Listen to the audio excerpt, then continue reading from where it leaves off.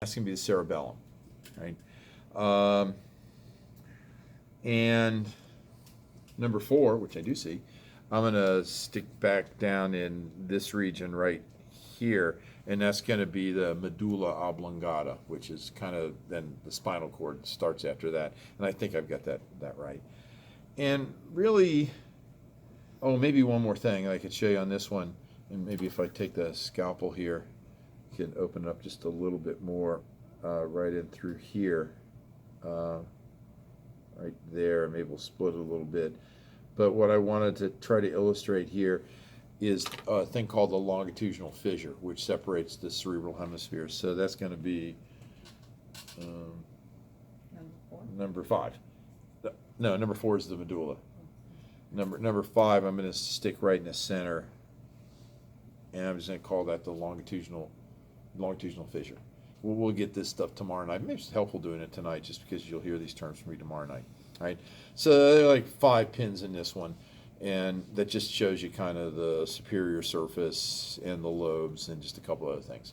All right, so I'll just stick that one over here, and I'll pull this one over. So number 6, this white stuff on here that's really tough is the outer meninge, which is called the dura mater. It's really very tough and leathery. There is a middle layer called the arachnoid, but you just don't see it on these dissections. Number 7 is this real prominent bump right there, and that's actually the pituitary gland. Sheep have them as well, right? So that's pituitary gland.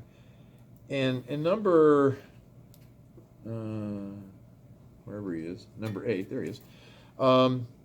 This little kind of little white thing right there, I don't know what to call it, like bump, is actually where the optic nerves cross. The optic nerves come in from each eyeball and they cross.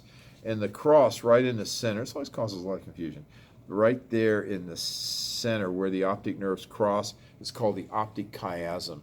Some of these you might see a little better. We might have some brains that show a little bit more stalk of the optic nerve still left, so you can kind of see more where the cross is. But I tried to stick it right there in the center. It's called the optic chiasm. And then number